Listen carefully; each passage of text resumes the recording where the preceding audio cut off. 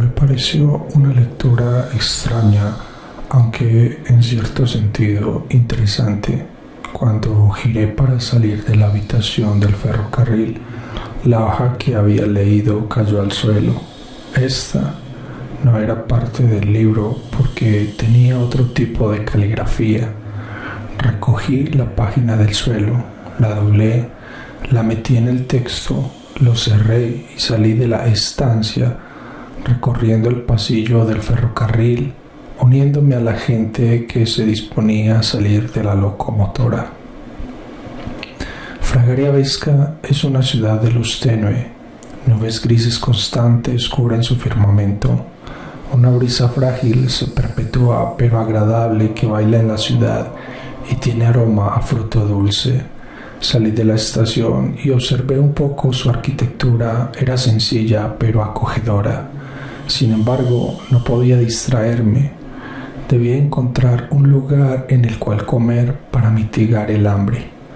Hallé un establecimiento que tenía por nombre Muerde y Muere. Realmente no era un título que inspira confianza a un comensal, pero la imperiosa necesidad de satisfacer el vientre me obligaba a apaciguar lo más pronto posible aquella agonía. Me senté en un lugar del establecimiento. Mientras esperaba ser atendida, escuché 3 hombres que se encontraban en la mesa contigua, hablando al respecto de aquel bosque que me había maravillado. Uno de ellos era un hombre de edad avanzada, anciano delgado pero vigoroso. Tenía una de esas voces imponentes y cortantes que hacen pensar que los demás se equivocan y que él tiene la razón. Anteriormente, el bosque silencioso de Arch hacía parte de nuestra ciudad. Lo recuerdo muy bien porque de niño solía ir con mi padre y mis 2 hermanos a cazar allí, pero algo siniestro se apoderó de él. Las personas que lo visitan desaparecen. Cuando nos abstuvimos de ir, comenzaron a esfumarse los animales terrestres. Luego le siguieron las aves. Lo único que hay allí son insectos. Ahora, una oscuridad acérrima reina en su interior. El bosque se llenó de niebla. Es un lugar tétrico. ¿Qué puedo decir? ¿Una anomalía? No, señores. No es el único del que he escuchado cosas semejantes. Acontecimientos similares han sucedido en tierras que ustedes nunca han escuchado, de ciudades con nombres tan extraños como cuasi impronunciables. Lo digo porque conocí, no hace mucho tiempo, a un hombre de tierras lejanas que me contó asuntos parecidos. ¿De qué hablamos entonces? ¿De una nueva bestia que devora personas y animales? Lo que me temo, mis queridos amigos, es que si esa cosa realmente existe y no tiene de qué alimentarse, es probable que se instaure a escondidas en la ciudad, dijo el hombre de voz grave. El segundo acompañante interfirió. Este era un adulto, no de edad avanzada como el anterior, aunque sí muy alto, de barbilla prominente y voz un tanto más fina. Bien, el misterio está latente, pero ¿por qué no se hace un convite de hombres fuertes y armados para inspeccionar el lugar? ¿O hasta cuándo seguiremos con tales incógnitas?, sugirió. Muchos grupos de hombres han hecho lo que propones. Se han internado cuadrilla de 50, de 100 y la última de 300 hombres bien armados, todos ellos fuertes y jóvenes, pero desaparecen en la inmensidad del bosque. Es por la misma razón que Fragaria Vesca también es conocida como la ciudad de mujeres viudas e hijos huérfanos. Pero entiendo que ignores todo ello, porque llevas pocos años viviendo entre nosotros, expuso el tercer veterano. Al escuchar esto, no sentí miedo, solo pude reflexionar acerca de por qué me sentía atraída hacia aquel lugar. aún después de oír tales acontecimientos. Además, ¿por qué esa sensación me había invadido mientras atravesaba aquel territorio? ¿Tendrían esas esferas amarillas que ver con la desaparición de todas esas personas? ¿Me perseguían realmente? Un hombre se me acercó para saber qué deseaba. Le dije que requería en la brevedad posible la comida que servían en aquel lugar. Pronto los platos estuvieron servidos. Intenté comer con la mayor cautela posible, no llamar la atención, es decir, no parecer una persona sin modales por la gran hambre que portaba. Sin embargo, un plato no fue suficiente. Pronto deseé comer otro y luego uno más. Sin saberlo, las personas allí presentes me miraban. Cuando me percaté de ello, me levanté y pagué por todo lo que había consumido. Seguía teniendo hambre, mi vientre no se saciaba. Esta era mi enfermedad, como si dentro de mí todo lo que entrara cayera en un vacío, desapareciendo los alimentos, no permitiéndome sentir la sensación de llenura o satisfacción. Entonces, las fuerzas que recobraba eran las suficientes para caminar y seguir despierta. Salí del lugar, recorrí las calles adoquinadas. Mientras caminaba, terminé mirando por el cristal de una tienda de objetos antiguos. Una daga de adornos especiales atrapó mi curiosidad. Su textura era de alto relieve en el metal de la empuñadura. Hermosa. Una bella sensación recorrió mis sentidos, pero también el deseo de poseer la daga. Sin embargo, todo cuanto llevaba de dinero era lo suficiente para mi manutención en el transcurso del viaje, que hasta ese momento solo iba a la mitad. Así que no podía darme el lujo de comprarla. Más aún, eso no me detuvo para averiguar su precio. Abrí la puerta de cristal y una campanilla sonó anunciando que un cliente había llegado y que se requería la presencia del vendedor. En efecto, cuando hube alado la puerta, una mujer anciana, robusta, de cejas estrechas, nariz un poco regordete y cabello lacio, había salido del fondo del lugar a mi encuentro. Me observó de arriba abajo y cuando hubo terminado de mirar la punta de mis pies, dirigió su mirada a la mía. «Buen día», dije. ¿Ha considerado llevar alguno de los objetos que poseo? Son cosas preciosas, algunas de las guerras pasadas que hubo sobre la tierra, otras de familias importantes, también religiosas y monstruosas, pero aún esas que parecen ser atroces tienen significados tan puros como un recién nacido a este mundo. ¿Busca algo en particular?, preguntó, con mirada perspicaz, como si me conociera de tiempo atrás o le fuese familiar. Mientras ella decía todas estas palabras, señalaba por los estantes. En verdad, eran demasiados objetos y parecían evocar pensamientos, palabras, temores y otros risa. Pero me había aprendido de la daga que hacía un momento había visto a través del cristal. Es ese deseo de poseer algo que no se tiene, que no es necesario, pero que cautiva hasta más no aguantar. Miré hacia la vidriera y ella lo dedujo en cuestión de poco tiempo. Discernió el objeto de mi deseo. La anciana era avanzada en edad. Su voz no era quebradiza ni titubeaba. Las vibraciones de su boca eran muy bien articuladas, como alguien que aún conserva la juventud dentro de sí, un contraste con su aspecto. ¿Quieres llevar la daga? ¿Cierto? interrumpiendo a mi tranquila observación. ¿Cómo lo has sabido? Me sorprendió su talento al examinarme. Todos los que entran lo hacen por ella. La he puesto ahí adrede, para que las personas que pasan entren a la tienda. Sin embargo, se terminan llevando otra cosa diferente.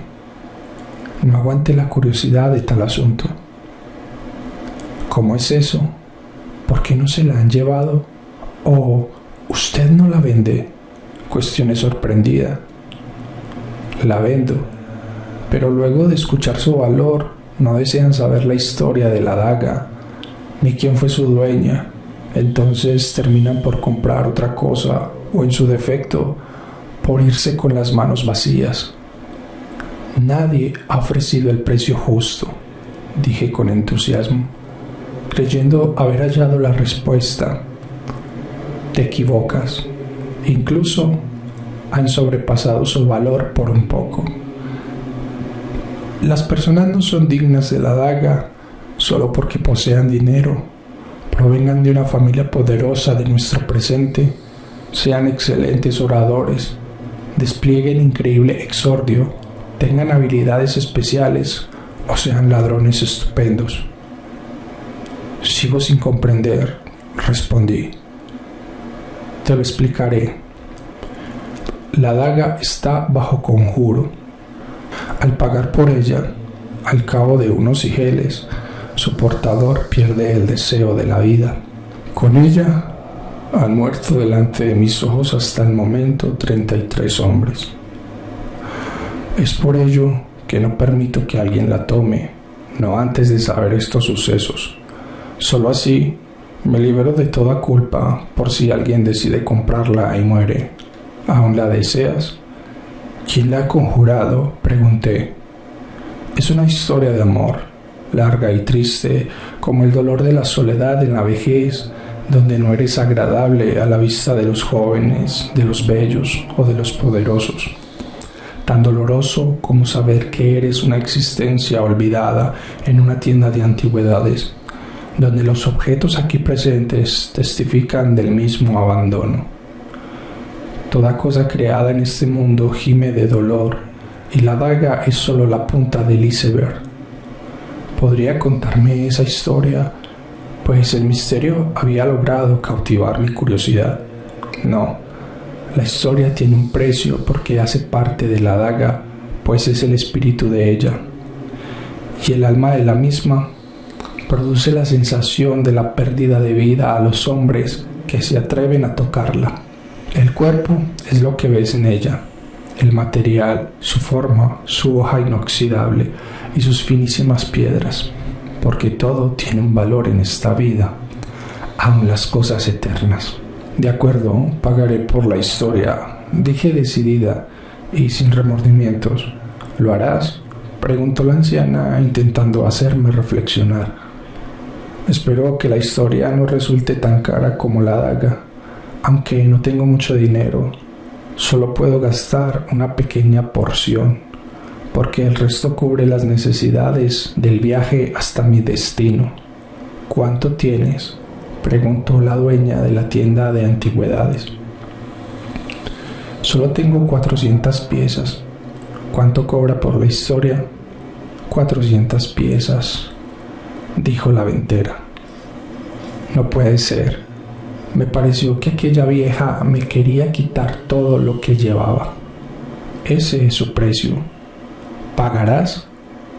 Es todo lo que tengo, repetí, intentando que aquella mujer de edad considerase dejarme una parte para bandearme en mi recorrido. Y lo más importante, alimentar el vacío que permanece en mi vientre. Si no estás dispuesta a pagar el precio de la historia, te puedes ir. Te vas con las manos vacías, pero con una vida intacta, sin una daga que te quite la vida y una historia que te perturbe por el resto de los días. Porque una vez oyes la narración, tu vida se atrofia hasta el día de la muerte. ¿Estás dispuesta a correr tal riesgo? Ahora comprendo lo que dice con respecto a que muchos de los que entran salen con las manos vacías. Expresé con ironía. No te equivoques, muchacha. Se van sin la daga ni la historia. Solo aquel que conserva dinero en sus bolsillos, ese tiene las manos vacías. La vida no es comprar, es también ofrecer un espíritu, un alma, una historia que contar. Esos son los objetos inmateriales más antiguos, no valorados, no vistos, pues son las bases del amor. En el mundo que no vemos, son más preciosos que todo cuanto puedan tocar las manos, porque por él fueron creados los multiversos y existen hasta el tiempo de su muerte para volver a renacer. El amor es creación y se ha impregnado en las almas de los que viven en los mundos de los universos. Produce la fuerza de la entrega para construir historias que llenen de sabiduría los labios del amante y un espíritu ferviente a la compasión, porque solo quien se compadece puede mostrar que en él está el amor que ha sido depositado en el principio de todas las cosas. Muchos morirán, algunos por la daga y otros vivirán por la ausencia de la misma, pero los primeros por siempre sobre el mundo.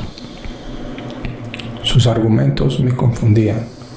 No supe por qué, pero las palabras de la anciana me conmovieron. Me sentí movida a entregar las 400 piezas. Cuando las recibió, sonrió. Añadió: no determines tu vida por las posesiones o por un lugar fijo donde ir. Tienes el tejado del cielo, la caverna para resguardarte del frío. También se te ofreció el fuego que se inició en el principio por el rayo. Mejores que las baldosas están los pastos, y tu alimento está entre los que andas. Porque los hombres simples son torpes avariciosos que olvidaron la riqueza natural, y esa es la llama que les quemará, pues se alejaron del amor, porque el amor y la naturaleza están unidos. El amor viene de lo divino, y lo divino no tiene mancha. Disfruta de la aventura de la vida, y aliméntate de todos los ignorantes que encuentres por el camino. No comprendí muchas de las palabras que la anciana me decía. Cuéntenme por favor la historia. Ya he pagado por ella el valor que ha demandado. La historia comenzó desde el momento que entraste por la puerta, aunque a decir verdad ese es solo el principio. Para satisfacerte en lo que demandas, comenzaré por el final. A veces comenzar por el final es necesario y en algunas ocasiones suele ser hasta mejor. Cuando terminó de contar la historia, quedé en fascinación latente. Una alegría inmensa fluía desde mi interior. Solo pude dar gracias por aquella narración. Aquel relato duró alrededor de 30 días y 30 noches. No me quedé parada ante la anciana todo ese tiempo. Cuando ella comenzó a hablar, el día era joven, pero cuando llegó la noche había perdido mi tren. No tenía dinero para el alimento, pero no me importó. Bueno, esto que te he contado es la parte final de la historia, pues esta se cuenta de atrás hacia adelante. La noche es avanzada, mi boca está sedienta de hablar. ¿Qué harás?, cuestionó la mujer de la tienda esperando mi respuesta. Pagué por la historia, así que volveré en la madrugada, aunque no tengo un lugar donde pasar la noche. Mi transporte se ha marchado, quizá deba buscar donde quedarme.